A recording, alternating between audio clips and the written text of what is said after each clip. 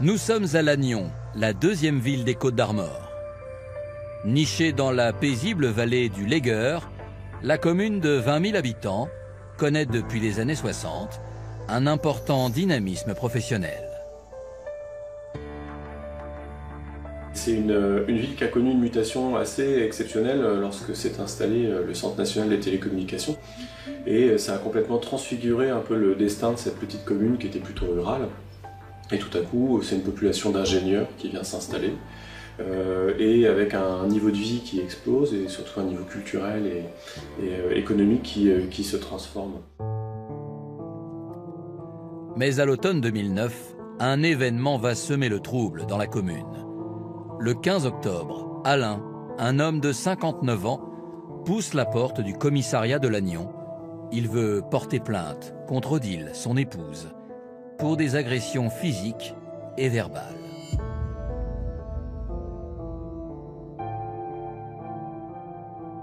Les enquêteurs font état de griffures, de plaies au cuir chevelu, notamment dues au fait qu'elle lui aurait tiré les cheveux. Mais il fait surtout état de violences verbales, d'insultes, de cris. C'est pas l'unique épisode de violence qu'il a vécu. Lui, il parle de 3-4 épisodes qui sont intervenus avant celui-là, pour lesquels il n'a pas déposé plainte ni de main courante. Mais alors, que s'est-il réellement passé? À quoi ressemble le quotidien d'Odile et d'Alain? S'agit-il d'un simple événement isolé ou d'un conflit de longue date?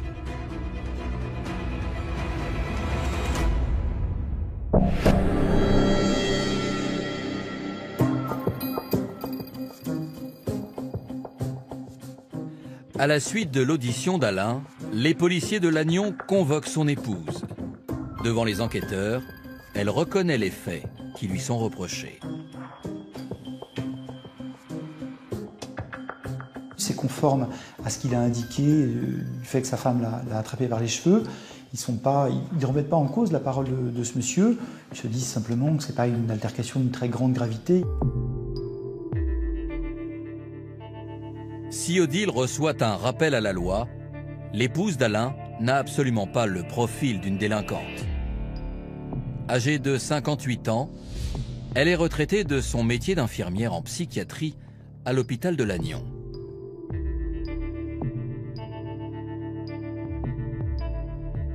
Et c'est une femme particulièrement tournée vers sa famille, à laquelle elle donnait tout, qui sans doute a peu d'activités extérieures, peu d'activités culturelles, peu d'activités de loisirs, et qui est une femme assez discrète et taiseuse. Alain, quant à lui, a grandi dans la ferme de ses parents, dans les Côtes-d'Armor. Il suit une scolarité assez exceptionnelle par rapport en tout cas au milieu d'où il vient, puisque dans sa famille on n'a pas fait d'études, on n'a pas eu son baccalauréat, on n'a pas été à la fac. Lui il a son baccalauréat, il va à l'université de Rennes. C'est quelqu'un qui réussit grâce à ses études, c'est-à-dire c'est parce qu'il fait des études brillantes qu'il accède à un poste d'ingénieur.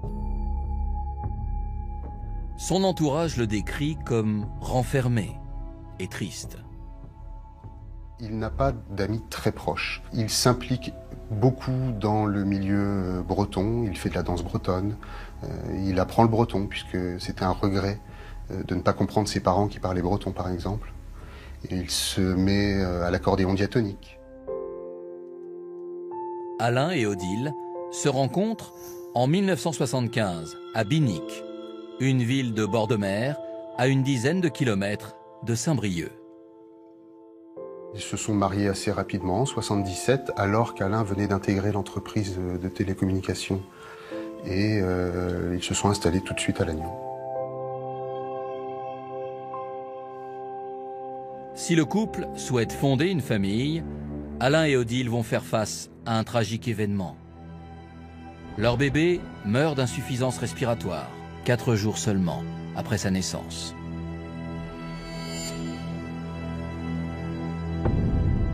Ça a été quelque chose de très violent pour eux, qui a été vécu très difficilement, très douloureusement. Fragilisés, Le couple se dispute de plus en plus. Malgré ce climat délétère, Odile donne naissance à 2 autres enfants, Catherine et Lionel. Ils n'ont pas forcément été d'accord tout de suite sur le fait d'avoir d'autres enfants, d'autant que les 2 qui ont suivi étaient de grands prématurés tous les 2 avec des problèmes de santé à la naissance. Au fil des années, Alain et Odile doivent affronter d'autres difficultés, et notamment la schizophrénie de leur fils, diagnostiquée à l'âge de 18 ans. Il est violent à l'égard des objets qui l'entourent, il peut casser des portes, donner des coups dans les objets, briser des objets.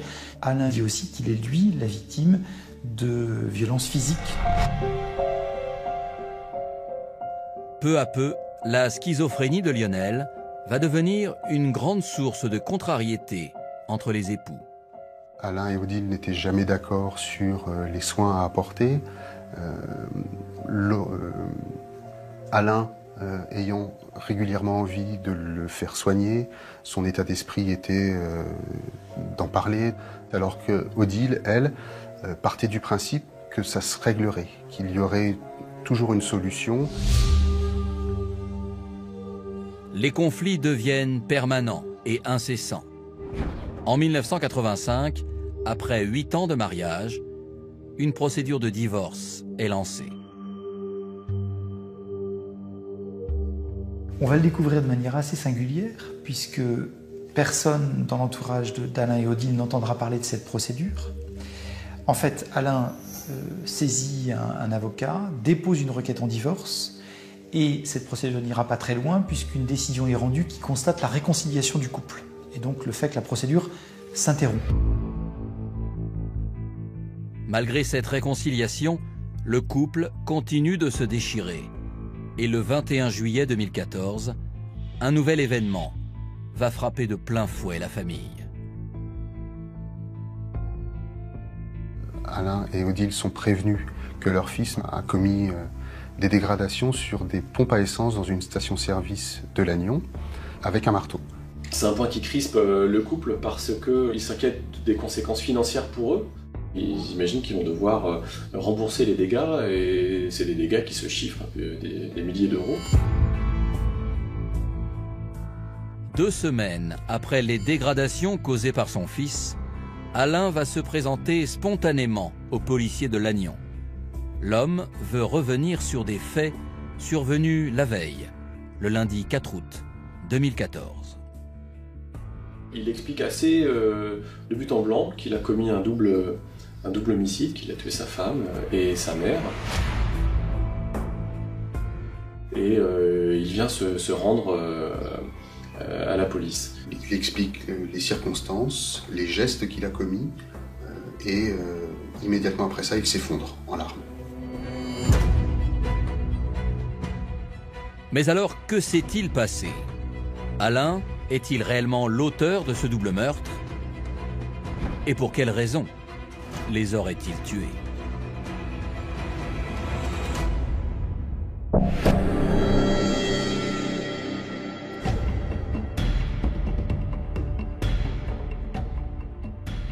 Au commissariat de Lannion, le sexagénaire, désormais placé sous le régime de la garde à vue, revient calmement sur les circonstances du drame.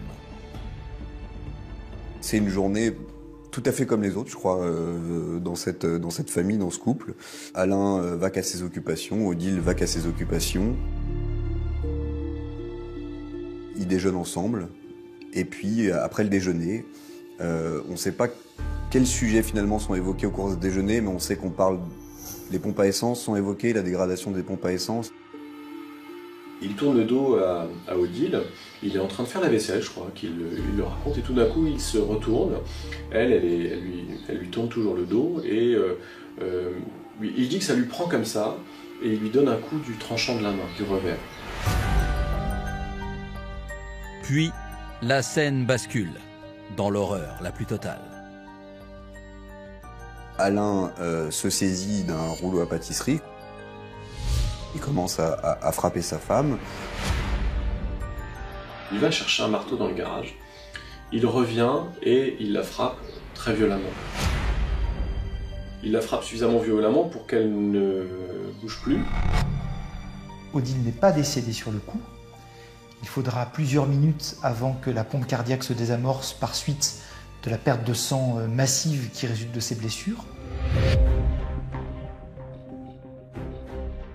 1 heure plus tard, il décide de se rendre chez sa mère, Louise, à Bégard, une commune à 20 km de Lannion. Alain raconte qu'avant de partir, il a placé instinctivement le marteau dans son sac à dos.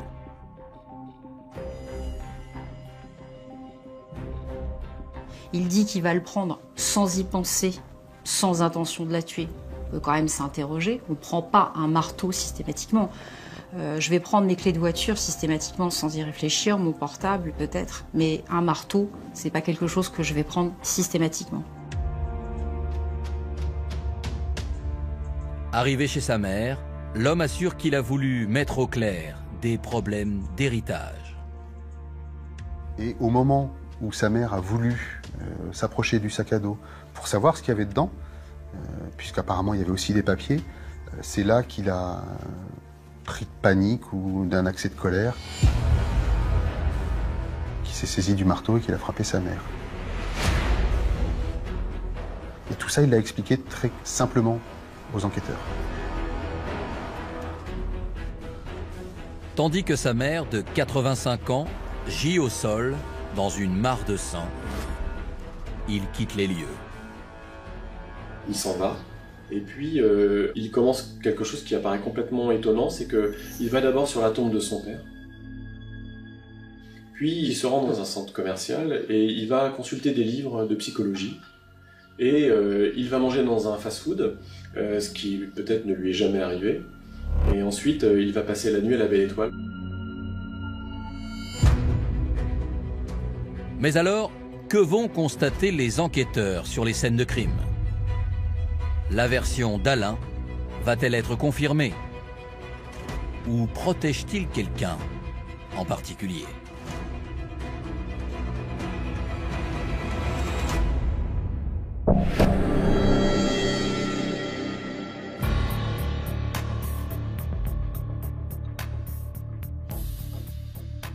Après les effroyables révélations du suspect, les enquêteurs de Lannion décident de se rendre à son domicile, dans le quartier de Brélévenez. Sur le sol de la cuisine, ils découvrent alors le corps sans vie d'Odile. Les policiers arrivent sur une scène de crime qui est extrêmement violente, hein. Ils le disent, hein, c'est sanglant, on a des traces de sang qui sont importantes.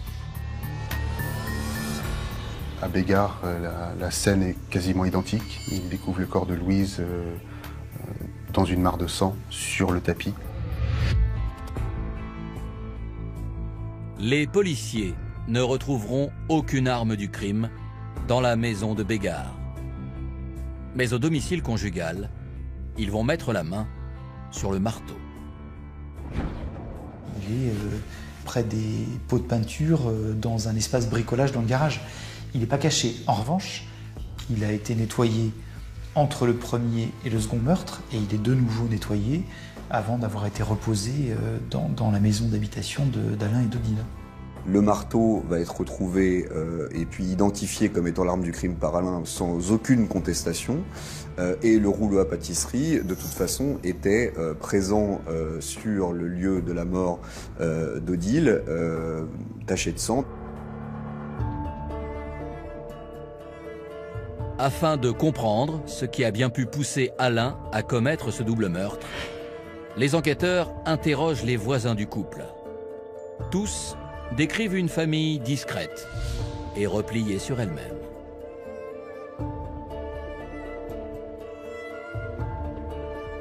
C'est des gens qui ont une situation confortable, que rien ne prédispose à vivre ce genre de drame, mais il y a ces cris, parfois, ces disputes, que les voisins attribuent davantage à la problématique avec le fils qu'à la vie du couple.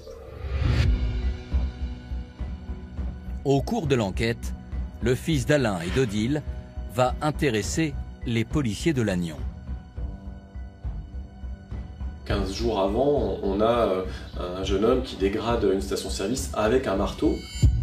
Quelqu'un qui a une maladie psychiatrique avec des accès de violence, donc les enquêteurs forcément s'interrogent pour savoir si le père peut couvrir le fils.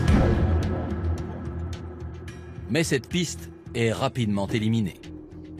Il borne le téléphone portable du fils à l'étranger. Il borne également le téléphone d'Alain et qui correspond totalement à ce qu'il a expliqué, la présence à Lannion, puis à Bégard et le retour à Lannion dans la soirée.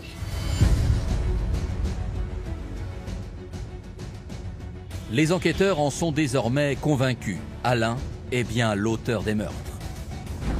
Le 6 août 2015, le lendemain de la découverte des corps, les policiers prennent connaissance des résultats des autopsies.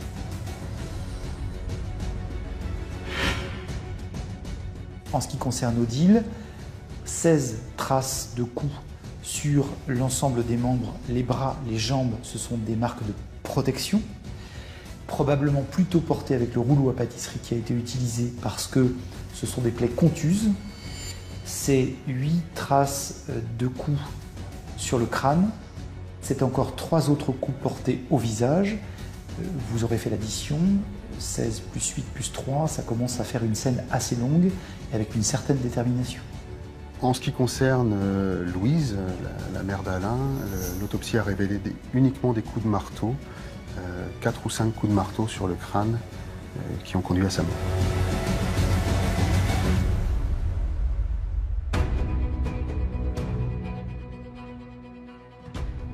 Sur le manche et la tête du marteau, les profils ADN des 2 victimes vont être identifiés après expertise.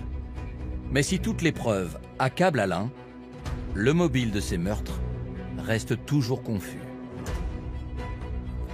Alors pourquoi ce père de famille a-t-il commis l'irréparable? Son geste était-il prémédité? Et que vont révéler les expertises psychiatriques d'Alain?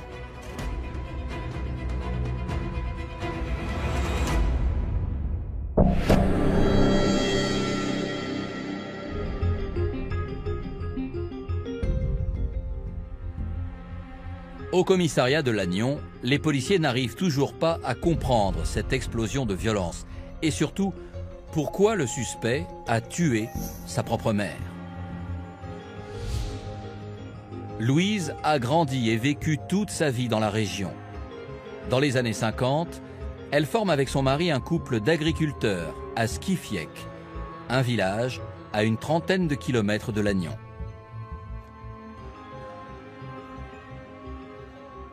En 1979, le père d'Alain meurt, laissant sa femme seule avec la ferme à gérer. Une part revient logiquement à Alain qui est fils unique, et Alain, pour que sa mère puisse continuer finalement à vivre sur les terres, à exploiter, etc., laisse très simplement la part de son père qui lui revenait à sa mère. Mais après coup, Alain va avoir l'impression de s'être fait manipuler et flouer par sa mère au sujet de cet héritage. Pour autant, il intériorise sa frustration et continue de prendre soin d'elle.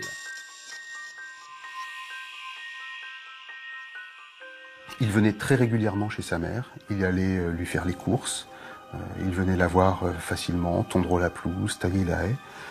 Et donc les voisins parlent d'un fils et sa mère qui avaient des relations tout à fait normales. Interrogé sur ses motivations criminelles, Alain reste flou. Il déclare simplement ne pas avoir prémédité son geste. Autant il avoue les faits, autant il a du mal à rentrer sur le terrain du remords et du regret. Et il évoque le fait qu'il avait mal prévu les conséquences pour ses enfants et qu'il allait les priver de leur mère, mais il n'est pas dans un registre d'empathie ou dans un registre sentimental. Son discernement était-il alors aboli lorsqu'il a tué sa mère et sa femme? Afin de s'en assurer, Alain est examiné par des psychologues et des psychiatres. Alain est un homme supérieurement intelligent. ne présentant pas de pathologie psychiatrique de nature à faire disparaître sa responsabilité, mais que c'est un homme qui probablement a accumulé, ruminé tout un tas d'insatisfactions tout au long de son existence, qu'il n'a jamais laissé sortir d'une quelconque façon et qui vont, le jour des faits, exploser comme sous l'effet d'une trop grande pression, un peu comme une cocotte minute, diront certains experts. Il s'est senti humilié par sa femme. Il est préoccupé par la maladie de son fils, ça on peut le comprendre, mais est-ce que ça explique un meurtre? Non. Les experts sont formels. Le sexagénaire présente une personnalité perturbée et de nombreux traits de persécution. S'il n'a pas eu la carrière que selon lui il méritait, c'est à cause de ses chefs. S'il n'a pas eu une vie épanouie, c'est à cause de sa femme. Voilà, c'est toujours à cause des autres. Au fur et à mesure des auditions, on remarque qu'en fait, il se déresponsabilise d'une certaine manière, en arrivant jusqu'à cette phrase qui est assez inouïe et qui reste très violente, c'est « j'ai des remords d'avoir ôté la vie à ces deux tarés ». Si Alain fait état d'un profond épuisement psychique, les experts ne retiennent pas l'abolition, mais l'altération de son discernement au moment des meurtres. Alors comment se comportera-t-il à son procès? Sera-t-il enfin capable d'expliquer son geste? Et les conclusions des psychiatres auront-elles une influence sur le verdict?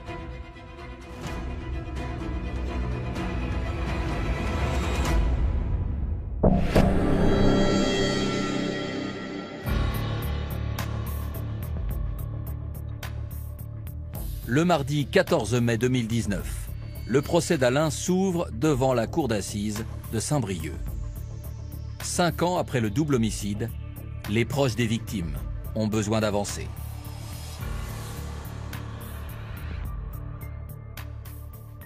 Les enjeux du procès, c'est de comprendre, c'est de donner des réponses à la famille d'Odile qui est présente, qui est partie civile, mais aussi à leur fille qui est présente, et qui se retrouve tiraillée entre sa mère qui est morte et son père qui est l'accusé.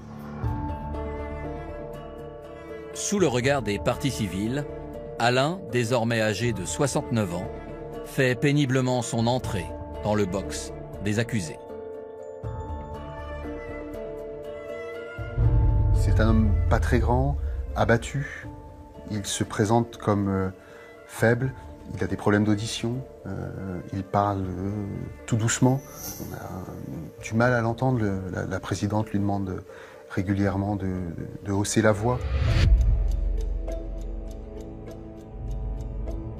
Appelée à la barre, la famille d'Odile revient sur la personnalité complexe d'Alain et sur son mépris perpétuel.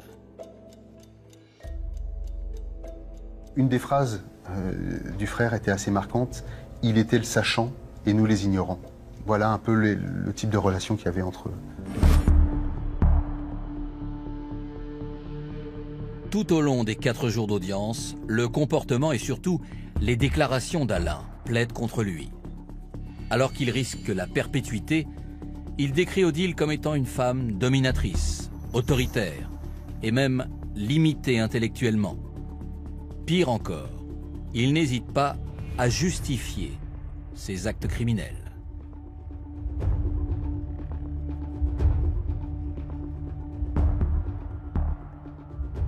On a entendu que si lui s'était trouvé dans une telle extrémité, dans une telle situation, dans une telle impasse dont il n'a pu sortir qu'à coups de marteau, c'est par la faute de cette femme qui n'était pas rationnelle, qui n'était pas raisonnable.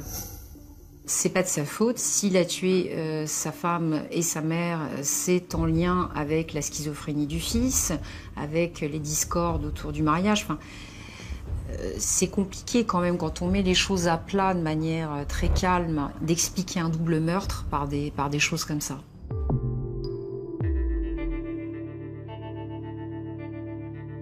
Entendus à leur tour, les experts psychiatres vont expliquer que les meurtres d'Odile et de Louise résulte bien d'une accumulation de stress chez Alain. Une réaction psychologique aussi brutale qu'exceptionnelle.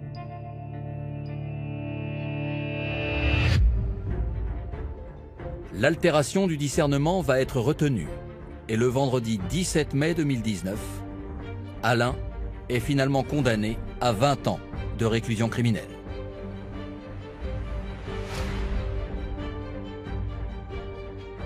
C'est une peine importante, mais qui lui laisse quand même entrevoir une potentielle porte de sortie et un aménagement de peine, évidemment pas dans l'immédiat, mais dans les années à venir, qui est pas exclu.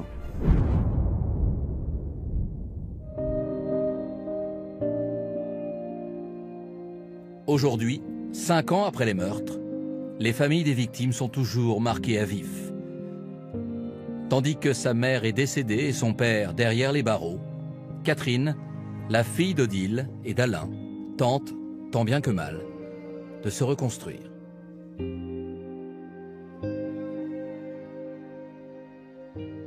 Elle veut tourner la page. Elle a un petit garçon. Elle préférait entendre son père prendre des nouvelles de son fils plutôt que de sans arrêt parler du drame. Malgré la douleur et la colère, le frère et la sœur d'Odile n'oublient pas Alain, son meurtrier. Ce sont des gens qui disaient encore, vous savez, nous souffrons, je souffre d'avoir perdu ma sœur, mais je souffre encore de savoir que cet homme, Alain, qui était mon beau-frère, qui donc a fait partie des miens, s'est privé par son acte de toutes les merveilleuses choses de la vie. Ce sont des gens qui ont encore de la compassion pour cet homme qui a tué leur sœur. C'est tout de même un miracle de dignité.